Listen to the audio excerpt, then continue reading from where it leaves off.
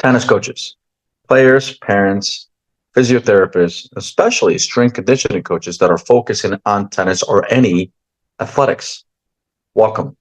Today we'll be talking about the pre-puberty players, the players that are going through their prepubescent years and also their formative years, and how important it is to really develop them, to understand the windows of opportunity and to make sure they do not pass us by.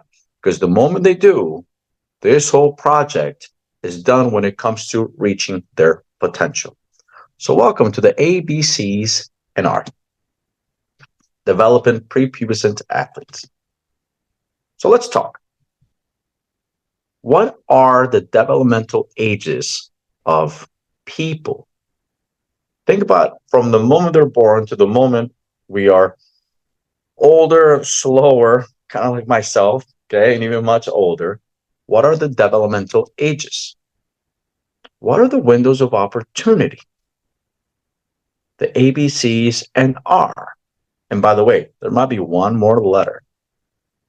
We'll talk about some games to play, and then we'll talk about the difference between biological and chronological age. This is critical for your planning and the development of your athletes.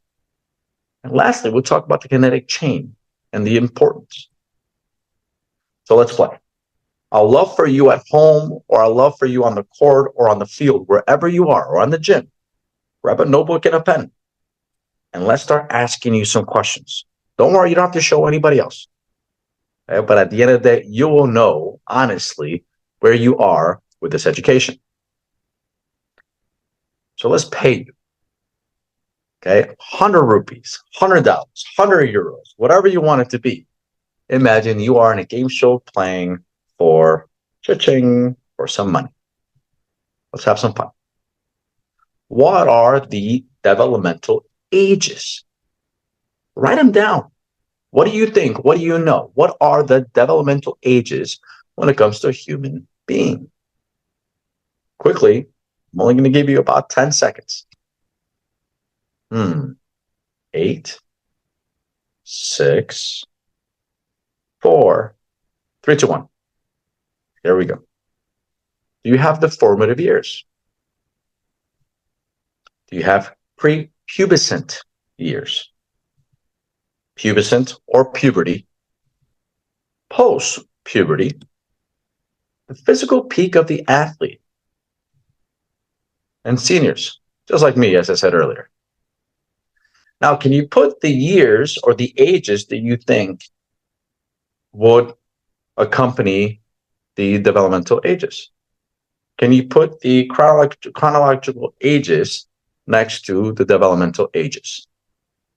That's next. Get some points, get some cash.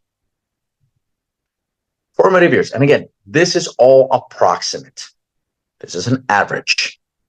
Okay? Some people will go through this a little bit, or they'll finish the formative years a little bit sooner. Some will go out there and start the next stage a little bit later. So this is just general population. Formative years from 0 to 8 years old. Is this what you had? Prepubescent, 9 to 11. So again, today we were focusing mostly on these guys, but also we're focusing on the formative years. Everything before puberty, 12 to 16. And as most of you know, in general, the female population will start this earlier than the male population. Females, we know exactly when they start, as they start through their menstrual cycle the first time, and they'll go on average for about 18 months when it comes to puberty. Guys, as we are disorderly and unorganized, we don't really have a precursor that tells us when we start. It can be your growth, it can be hair underneath the armpit, it can be many, many things. But as always, females, you are a lot more organized. Post-puberty, on average 16 to 22. This is critical to think about because the peak physical years of an athlete start 22 for females, 24 for males. This is something to make sure we keep in mind that when a player is out there and they've been on tour, okay, they're working to get to a professional level and they're still 22, 23. They're not old, they're just starting their physical peak. And that tends to span for approximately 10 years, even though now with the way athletes take care of themselves, the way they eat, the way they work out, the way they recover, the way they sleep, the way they take care of themselves much more than we used to when I was much younger. Okay? This physical peak now starts to stretch out. Think about Djokovic and Federer and Rafa. Federer retired, but 2 years ago, he was still 40. So it's interesting about the data that's going to be coming out soon. And seniors, for now, are people like me, greater than 32. Of course, I'm 32. This is why our sport's so beautiful now. We now use balls, okay, and rackets and courts that are modified to the biological age of the player, of the athlete. This is something you, as a strength conditioning coach, has to know when you're working with tennis players. By the way, this is done in basketball and football and all these other sports that they play on smaller fields, smaller balls, at less people or less athletes, less participants on the court or the field. This is important. How come? Because this is relative to them. We want them playing a game in a way, and I'll use this carefully, but pay attention. We want them playing an adult game as a child. So if we have a yellow ball for us, okay, that we're going to use as a reference point, a yellow ball that bounces 100%, we have an orange ball that bounces 50%, it is relative. So at the end of the day, they're playing the same game. If you have the same ball, the same racket, the same court, and you ask a younger player when it comes to biological age, they're shorter, they're going to struggle. That's not the same sport. It's completely different. You're asking them to do something that they are not going to do later on. So now for the tennis people in the house, if you have a yellow ball that we'll use as a point of reference that bounces at 100% of its potential bounce, how about the green ball and the orange ball and the red? By the way, I gave you the answer for the orange. I hope you're paying attention. So if the yellow ball bounces 100%, what is the green ball? What percentage of the 100% does it bounce? The orange ball and the red ball. If you said the green ball bounces 75% of the height, you're correct. 50 for the orange and 25 for the red. Make the game relative. So now that takes us to windows of opportunity. Now that we understand much better what the developmental ages are, and we are working today with prepubescent players, and yes, we are working with formative year players, 0 to about 11-ish, before they enter puberty. Again, approximate ages. What are the windows of opportunity? Well, this is where we start learning what they are. We're going to define ABCs. We'll define the R. Again, there might be another letter. And here's a question for you. Do we train every player the same at any age? An interesting one. Of course, the easy one's to say no. The hard one's to say yes. The question is how. So what are the A, B, C's, and then the R? And we keep teasing you that there's one more letter. These are going to be your windows of opportunity. A stands for, be careful what you call me. A stands for agility. I think you're going to get B, C. Let's see if you get S and R. So what is agility? This is where a lot of coaches really do not understand the definition of what agility is. It is the ability to move quickly, but it is the ability to move quickly in short distances, and you have to change direction. This is critical. We'll talk about speed. Hint, hint. We'll talk about speed later on, that it's going to be completely linear or lateral, just a straight line. When it comes to quickness, agility is the ability to go in a short distance and change direction. Think about a lot of the sports that we play, whether it be football, basketball, our sport, tennis.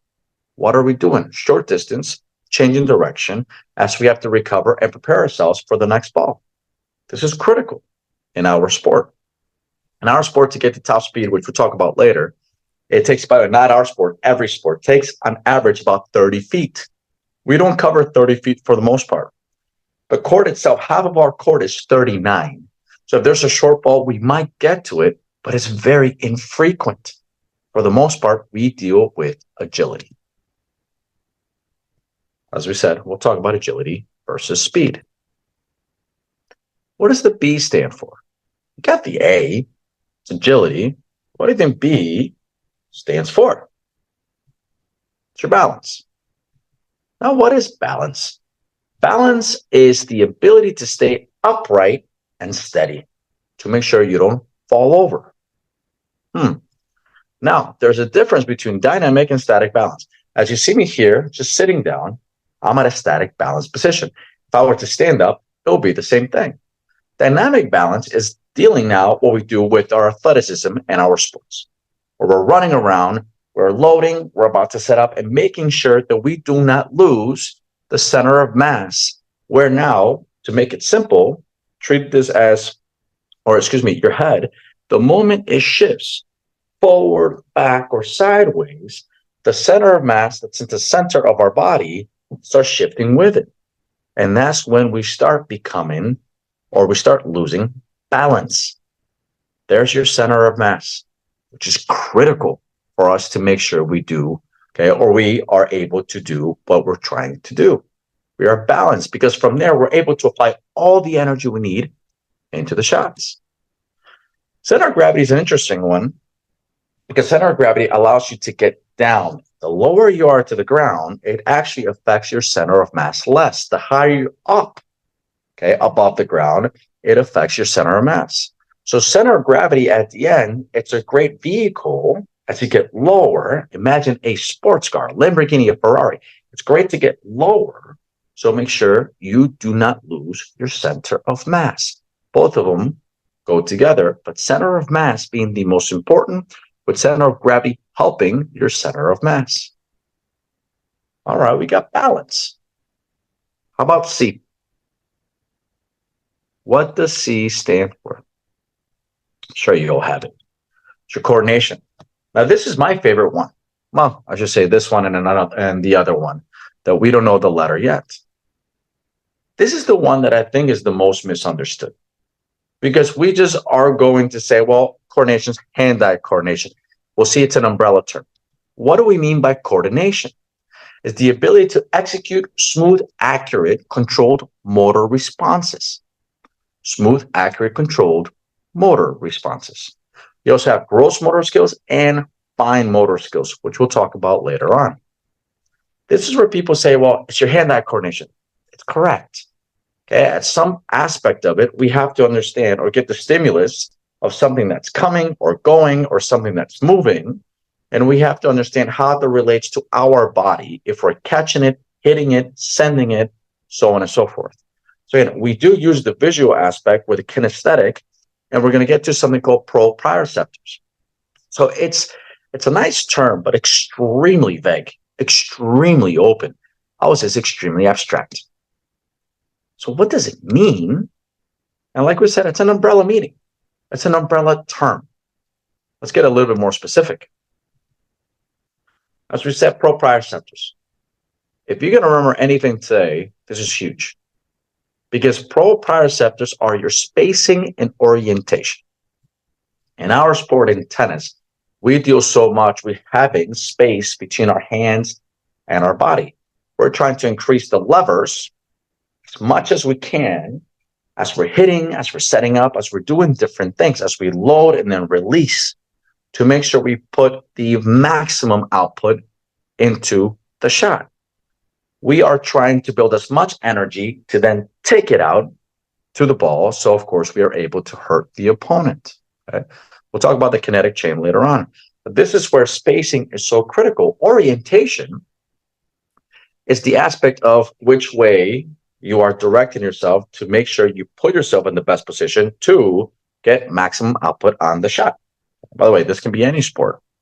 I always like to give the example of, you remember when you take a bat or you come down and you spin a bunch of times and then you try to hit a ball or kick a ball or hit a ball, anything like that. And of course, instead of standing in line with the ball or in the appropriate direction to it, you might be slightly off because now you are dizzy.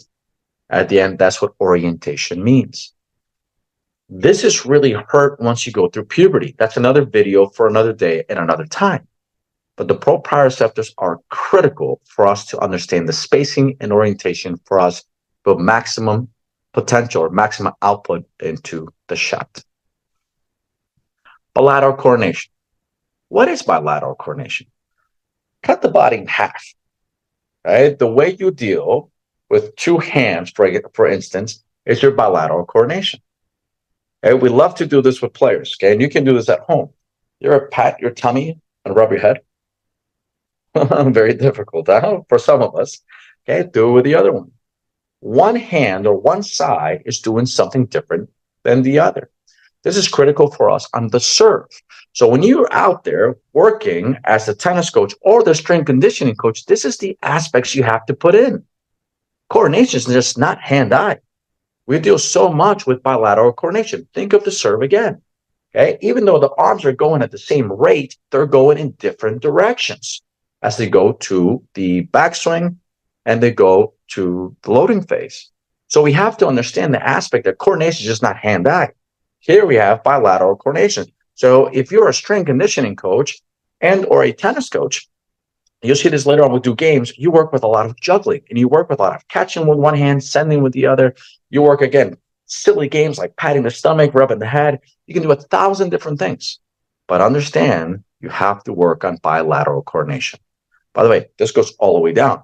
So the same thing with your feet. If one foot is doing something, is the other extremity, the other foot, doing something else, which happens in tennis all the time. Which leads us to transverse coordination. We got bilateral this way. I feel like I'm the magician's assistant. Now you can cut me the other way. You can cut me right at the hip. So now if I do something different with my arms, excuse me, I'm doing something with my arms, I'm doing something different with my legs. So think about it this way. I'm very lucky to be working here with a lot of players who right now are actually entering the sport, a lot of adults, where they struggle with a lot of these things. And they have been athletes and very high-level athletes of other sports.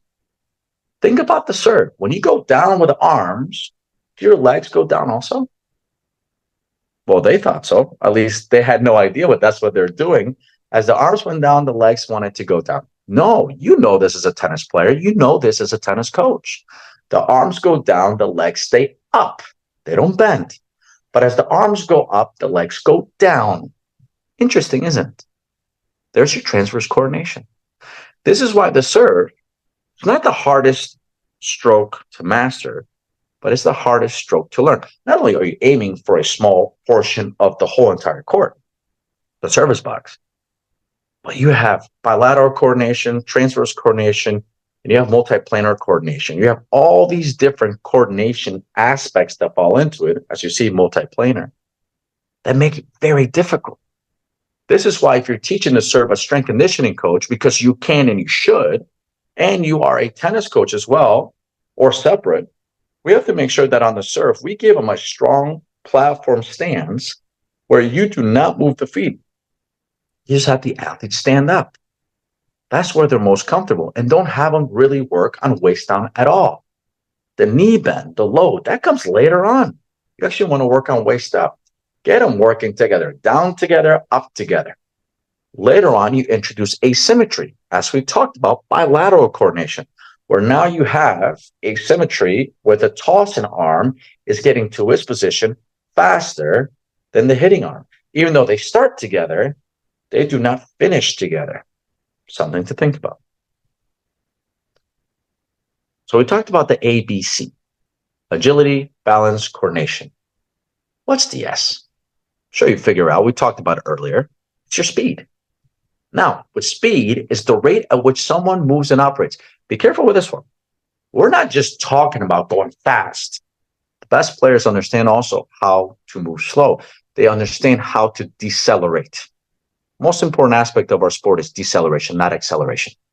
Because in tennis, you have to make sure that you move extremely quickly to the position, but then you have to stop to be stable. There's your balance, your dynamic balance, to in a way get back to a static balance before you release everything into the shot. If you get there quickly, but you don't decelerate, the shot either will miss it or will struggle hitting an offensive shot. As we said with speed, you're talking about linear speed and lateral speed. Linear speed just means this. I'm just running straight at you.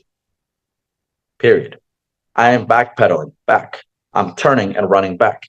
That's going to be more linear speed. While lateral speed could be me shuffling to one side, shuffling back, but everything's in a straight line. Right? That is your speed versus the agility that we talked about earlier, where we are changing directions. How about the R? It's an interesting one. This gets people all the time. And by the way, extremely important. This is why if you're a tennis coach out there and you're feeding balls, you're taking this away from the player. If you're feeding balls, for the most part, because there is a time and place to feed balls, especially when you're closing the exercise or the skill acquisition down. But if you're feeding balls for the most part, we have a problem. We need to talk. Because what you're taking away is recognition.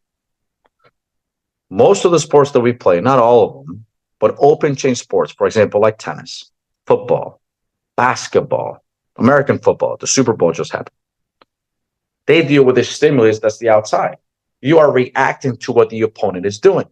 In our sport of tennis, as many other sports, you're reacting to the stimulus of the opponent. So according to what they do, you have to react appropriately to set yourself up and hit the right shot. So you have to recognize what's going on the other side. So if you're feeding balls and the player's just working on the motor skill acquisition, you're taking a huge element away. Stop feeding balls. For the most part, again, you can cut it down, but then open it back up. Hit with the player, volley with the player. Better yet, have another player hit with the player, and you can work with both of them or a group. So what is recognition? It's the ability to anticipate movements, actions, and decisions of the surroundings which will affect one's decision making. As we said, we have to understand our ambience, our surroundings, for us to decide what we have to do. Reading and reaction. You are reading to react. The R stands for recognition. You can put reading and reaction as recognition. Reading and reaction have to deal with some of your sensory organs. So think about how you learn. Think about some of your senses. What are the 5 major senses? And by the way, there's many of them. Okay? These days, they say there's closer to 22. Okay, excess of 22. But let's deal with the 5. You know these. Visual, your vision, what you see. Auditory, what you hear. Kinesthetic is what you feel. Like the cash earlier, because you got all those questions right. Correct? The smell. By the way, in tennis, you can smell, or any sport, you can smell the air. Okay, here it's extremely humid. Even though it's cold, it's humid. The other day when I was playing, I knew that the air was damp. I had to hit the ball harder for it to actually go the same distance as just a week ago, where it wasn't as humid. And taste. These are your 5 sensory, or your 5 senses. This is a way we learn. By the way, we use all of them. Taste maybe not so much, okay? But at the end, we use all of them to learn. Taste we do when it comes to eating something. Is it spicy? Is it not? Is it flavorful? But it gives us information. These are your 5 senses. Part of recognition. I give it away. This is now the next letter. The most important one. As I said before, coordination is my favorite, but this one goes right there with it. They're both my favorite. What does it stand for? Give you a clue. Talk about recognition. Okay? And these kind of go hand in hand, because recognition is noticing something. But then we said reading and reaction. Your nervous system, which is everything, by the way, is the one that's in charge of sending stimulus to the rest of the body for you to breathe better, for you to move better, for you to do certain things. So what does the N stand for? Neuromuscular. It is your nervous system and your muscular system working together with the chief, the chef, the foreman, the CEO, whatever you want to give it, the boss, being the brain, the nervous system. At the end of the day, we have to make sure we trigger this to trigger the body and go back to reading and reaction. We have to make sure we trigger the brain by what we see from the opponent for us to react the correct way. the most important one, and the one that's practiced the least. As you know, I'm very lucky to travel all over the world and work with a lot of people, a lot of coaches. And one of the things, anyway, for the most part, I think coaches, you do an incredible job. But there are some things that I still scratch my head. For example, how many of you still have a player run around the court to warm up? One of the worst things you can do. Sure, you're getting the blood kind of flowing, even though some of them are dragging their feet or whatnot because there's not much stimulus, but you're actually suppressing the nervous system. You're making it slower. Our game is reaction, fast. How fast can you get from point A to point B, slow down, understand what's going on, and hit the correct shot? You have to make a lot of decisions. If you make the player just circle around the court, you're not doing that. We'll show you later on how to warm up actually a little bit better, how to use the neuromuscular system. So now think about games to play and apply the N to everything here, How can you apply to agility? What are some games you can play? By the way, this is one of my favorite ones. One of my absolute favorites. By the way, do you know what TAG stands for? At my age, I just learned this a couple of years ago. I've always called it TAG, and I just thought that was the name. I hope you look this up because it's one of my favorite things, and it made total sense. Once they told me, and I'm sure most of you know, and if you don't, that's okay. You're in the same boat as me. But once they told me, I'm like, oh, yeah, that makes total sense. Look it up. Okay, I think you'll get a good laugh out of it. All right, when we play tag, to give you an idea, we have a boundary where we set up. In our sport, in tennis, we either use the service box or we use the transitional area. By the way, if you're still calling it no man's land, get rid of that phrase. Completely antiquated. Let's start using transitional phase or transitional area, because this is where we transition from, of course, the baseline to the net. And let's just say we have 3 players. Okay, myself and 2 others. I am 1, the next player is 2, and the next player is 3. We designate that number to them. And then you have a coach. By the way, sometimes you don't even need the coach. You can just have the players call out their numbers. But let's pretend we have the coach. The coach then will call out a number, for example, 1, which is me. I now have to go to 2 and 3, the other 2 players, and tag them. And every time I tag them, I get 1 point. But the coach, like normal tag, but the coach will then say 2. So now I was the tagger before. Now I'm the taggee. 2 becomes the tagger. And the coach can now go 3 and 1 and 2 and 3 and 3 and 1 and 2 and change it up, where we are always thinking, am I tagging? Am I not tagging? So it gets everything when it comes to your nervous system, your cognitive sense, to really trigger and understand, are you playing offense or defense? Are you trying to make sure you get someone, or are you trying to dodge someone? It's critical that we do this.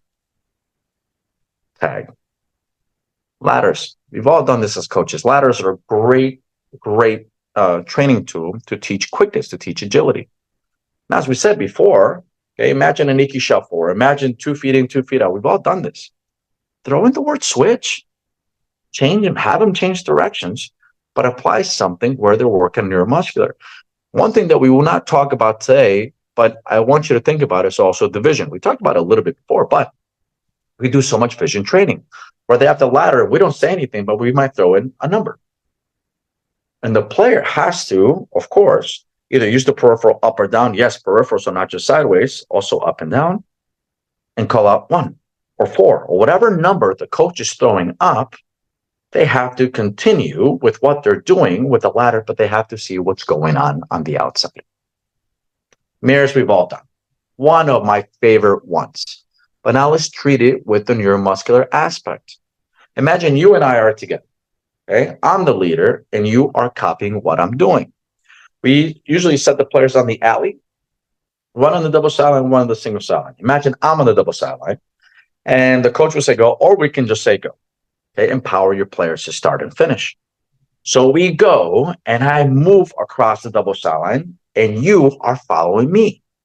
I shuffle, I run, I cross over, and then the coach or the players will call switch. And remember how I was the leader? Now you are the leader, and I follow you. I mirror what you're doing. So we keep, again, this interaction of switch and switch and switch, where sometimes I'm the leader and sometimes you're the leader. Sometimes you're the mirror and sometimes I'm the mirror. So it keeps us, again, thinking, am I reacting to the other player or am I the one that's producing the reaction? Keep the neuromuscular going. What other games do you have? Think about the games that you have now that I'm sure are wonderful. But can you level them up? Can you go out there and focus and get them going with the neuromuscular aspect? I hope so now. I hope we understand why it's so important. How about balance? Give you a couple of games here. Walking the lines. Walking the lines for us is a simple one. We work with the little ones, okay, but also we play, by the way, we play the same games with the little ones as we do with my professional players. We have them go on the court, and the court, of course, has a ton of lines. The base lines, double side line, single side line, center line, service line. We have a ton of them. Center hash. Okay, and we have the players actually walk, okay, on the lines, and they cannot step inside the court. Now, for the older players, we make them do. We have races going, okay, where, of course, they're limited on time. But the little ones, you have them really go out there and focus on their balance. But again, you throw out different commands, okay, where you say forwards, backwards, sideways, and they have to, of course, follow that. Some neuromuscular. We do the same game when it comes to tug and walk. We give the players, imagine a strip or a rope, anything that you have that is that connects the players, if you will. From there, hands you can do, but sometimes they can be a little abrasive, right? And they go out there and they do the same thing as walking the lines. But now the other players kind of tugging at them and seeing if they're able to maintain balance. Same thing, you can call switch. Get creative with the neuromuscular aspect of these games. One leg holds, simple one. Hold balance with one leg. You might call switch, you might call right, you might call left. This is where you get you get fun. You become funner. I know that's not a word. That's why we used it. You become a lot more fun when it comes to being creative. Have them stand on one leg and then they switch. You call right or left, but keep the neuromuscular aspect going even with balance. What other games do you play? Can you make them better? Can you level up as a coach? How about coordination? Like I told you, one of my favorite ones. I use this everywhere around the world. And I love to switch games because I get bored also like the players. But this is the one I'll use the first time I meet players. It's an easy one to learn. And also it's an easy one for us to see exactly how athletic they are. Up juggles, you take two balls, you toss one, you hand off the ball, okay, from one hand to the other. So imagine I'm tossing with my right, I'm handing the ball from my left to my right, and I'm catching with my left. And I continue this juggle, okay? It's an up juggle, okay, just by myself. From there, we usually have the players start shuffling laterally to see how they can work with bilateral coordination and transverse coordination. As they get better, we actually call switch and we see how they start switching directions, but then we add the crossover step. So now we have transverse coordination, bilateral coordination of the hands and the feet. Up juggles are a great game to use. By the way, up juggles go this way. What do you think down juggles do? They go down. You bounce the ball, you hand it off. Okay, you bounce the ball, you hand it off. Same idea. Call switches. By the way, I love to go ups, downs. So you start integrating two different games together to make sure you stimulate the neuromuscular. Again, I keep saying some of my favorite ones because they are. Okay, fast feet, slow hands. Imagine you're moving feet, super fast. Okay, some ballistic hops, if you will. There are some fast feet, but then the hands are moving slow. So the feet, you're going, but the hands are moving slow. And then vice versa. The hands fast, but can you keep the feet in rhythm and then go slow? And go switches, go hands, go feet, go fast, go slow. Okay, come up with different things. Come up with numbers. Designate numbers to the activity. Get them thinking, because if you don't get them thinking and they are mundane in what they're doing, they're going to be mundane and slow as they play. What else can you do? How else can you make this better? Speed. Speed. We work on speed all the time. Get some rally races, but be creative. Can you come up with a creative game now with a rally race? Or is it still straight up, straight back, and then tag the next person? Can you get him to change direction? And can you get him to change? So you go linear and then lateral, make him more agile. Can you get him to change movements? They're sprinting first and then ask him to shuffle, ask him to crossover, ask him to skip. Can you get creative with the mind? We've all done this time race. We do this actually in our screening and our testing. One of the most famous tests that we do, because we do need to see their top speed to an extent, because again, it doesn't happen often, but we want to know where they're at. You have a 20-yard dash, we time it. How fast can they do it? Time it. We've all done it. We work with players a lot of times in the warm-up. We might do them. We might have do time races where we say, okay, under 3 seconds, you have to do a 20 yards. Okay, if they're older, under 4 seconds. So we do something like that. Okay, court races. Okay, where they, in tennis, we have all the lines as we spoke earlier. You're running through the double sideline, touch the net, you shuffle. Then from there, you cross over all the way back to the baseline. Then you shuffle, get creative with the lines. But at the end of the day, they're moving in linear paths. What else? How else can you make these neuromuscular? Recognition. Remember that juggle that we had earlier? Have a person in front of you. Same thing, 2-ball juggle. One tosses, imagine I have the ball. I have ball in my right hand and my opponent, or excuse me, my partner in this case, has a ball on their right hand also. I toss it, they toss it, I catch it with my left, they catch it with the left. I hand off the ball from my left to my right, and then we shuffle. Excuse me, and then we juggle. And then also we start shuffling across the court. Coaches will call switch. They'll change directions, crossover steps. You can become very creative. But with having the partner, in this case, in front of you, you have to react to how they toss you the ball. Are they tossing the ball too linear, too high, too low? Are you matching their speed? Mirrors, as we talked about, great one for recognition. Make sure you go out there and get them to switch. Make them go out there and do silly faces. Okay, and the partner has to copy. That touches. You'll see this in our promo videos. You see this that we use a lot. One of my favorite ones. You set dots or cones of different colors. And you have partners. So one partner will call out blue. And the other partner has to step on the blue cone or dot. Blue, yellow. Step on blue and then yellow. Blue, yellow, red. Blue, yellow, red. So they keep following those commands and call switch. Great one for recognition. Great one for auditory learning also. What else do you do for recognition? Are you doing much of recognition? And if you're not doing it, you should, right now, start as soon as possible. So now this gets us to biological and chronological age. This is a critical one. Remember how we talked about the different balls, how they bounce differently, how we have different balls for soccer. We have different balls now, of course, for tennis, which we've had for a long, long time, by the way. Okay, we have different courts and different fields. This is critical to match up the games that we're going to be playing as we get taller to what we're doing now. What is the big deal?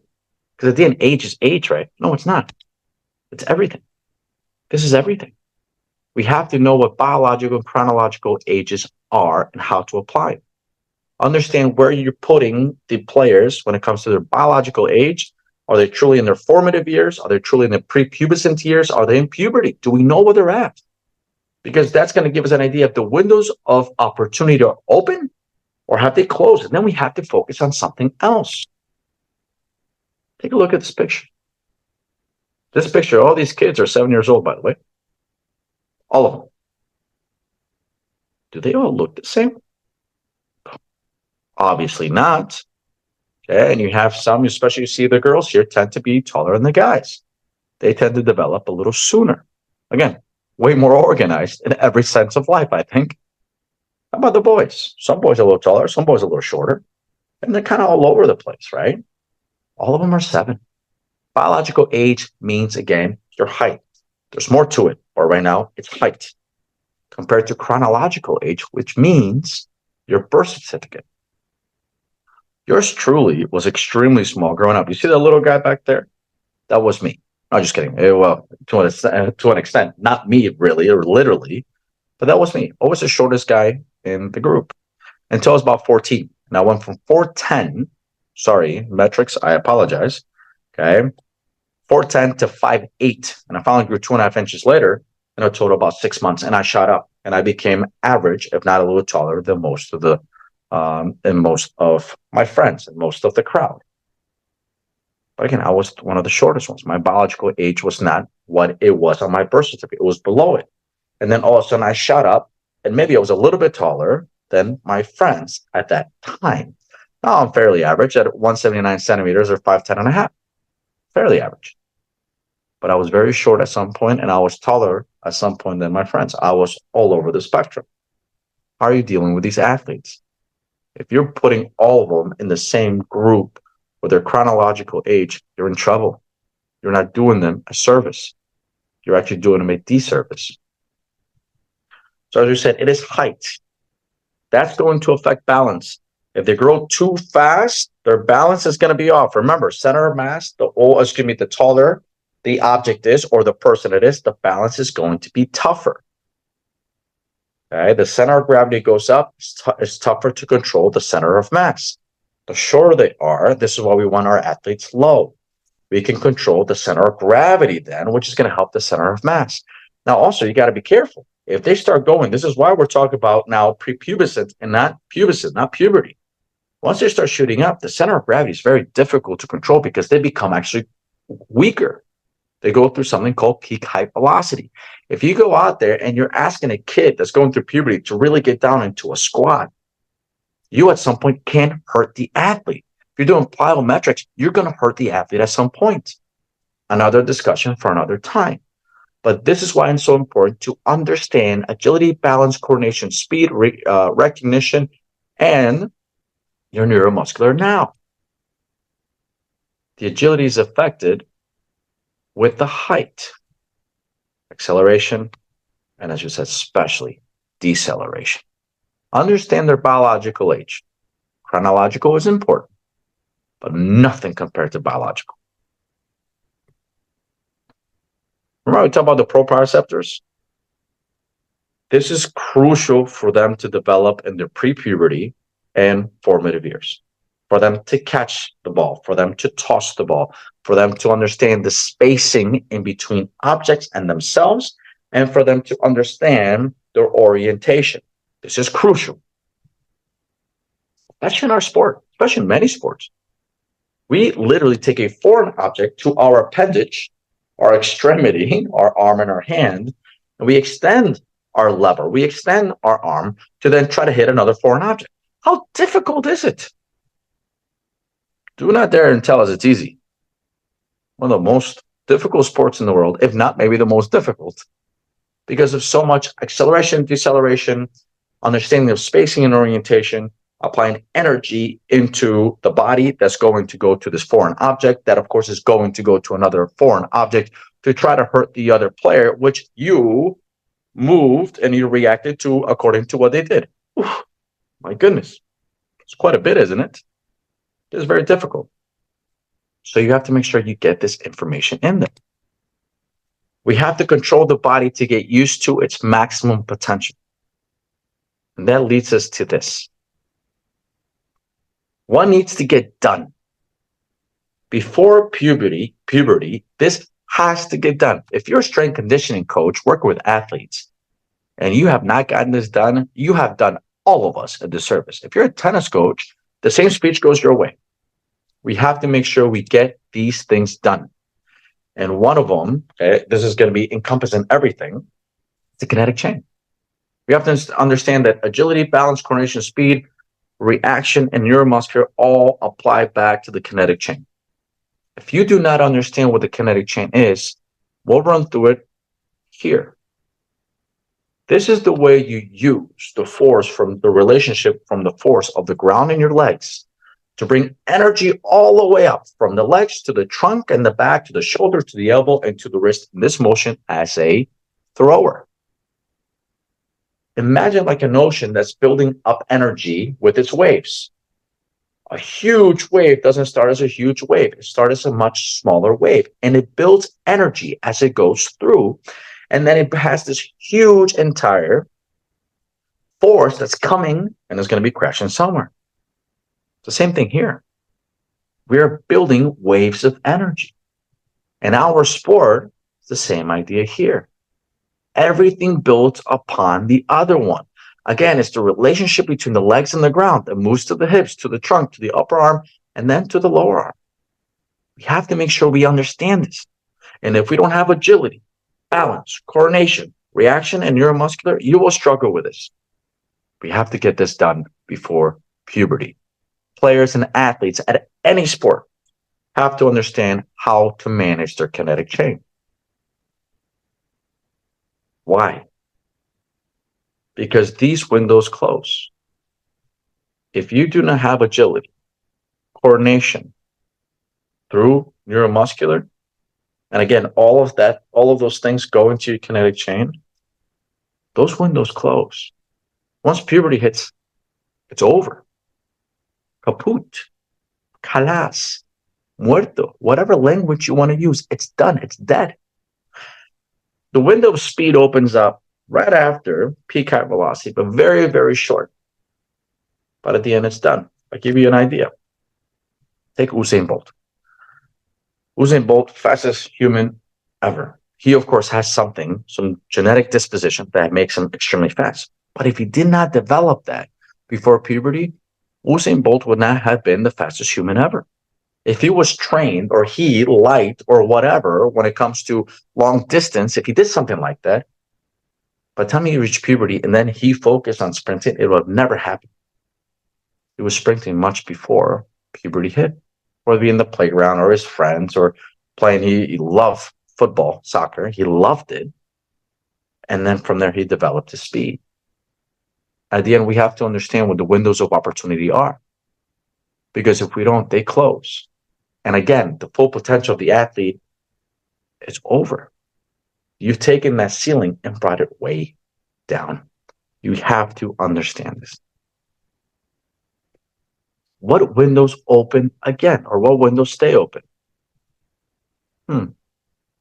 Balance and your the nervous system. The nervous system you can work on, you can get it faster, but this is why it says neuro, it doesn't say muscular.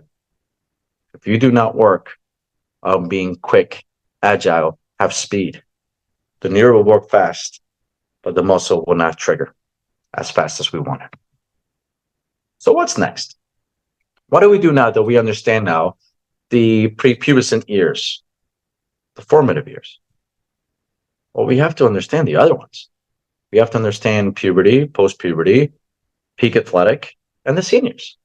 We have to understand all of these as we're coaches, and we deal with every single age. And we have to understand what the progressions are, because our players will move from one stage of development to the other. We have to understand how to construct plans for them. Athletic plans, recovery plans, rehabilitation plans, anything that's going to allow them to succeed in the sport, how to maximize their performance. And also, we have to understand how the warm-up is the most important part of the practice. Let me repeat that because I got so excited because this is so important to me. Understand how the warm-up is the most important part of a practice.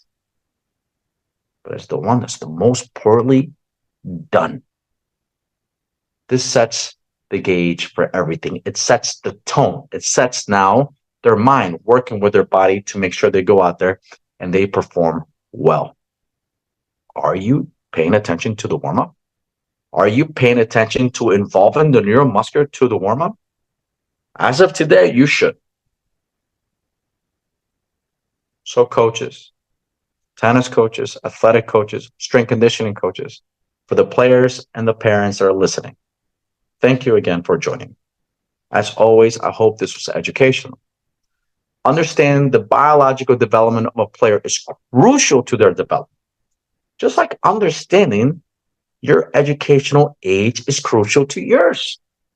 As a coach, we didn't start with all this information. We have to, of course, gain it from our mentors, from other coaches, from the information out there. So once again, thank you for joining me today, as I hope we're better now. We understand how, the why, and the when we're supposed to do certain things with the players. And as of today, you're a much better coach. Once again, coaches, thank you so much. Thank you for leveling up, and thank you for making your sports and your relationships with your athletes, your kids, your players much, much better.